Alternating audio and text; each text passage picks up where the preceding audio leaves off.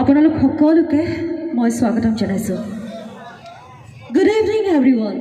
It's a beautiful day and we are gathered here for a very special occasion, the rice-eating ceremony party of Riva.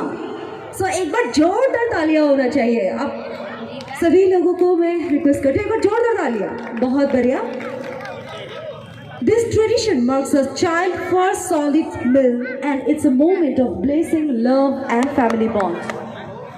Today, as we welcome Rivan into the next stage of growth. So thank you.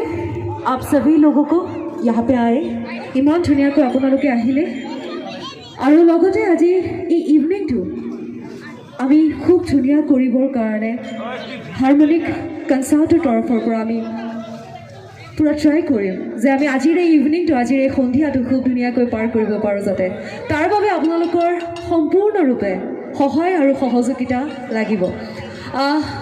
So মই আৰু এটা কথা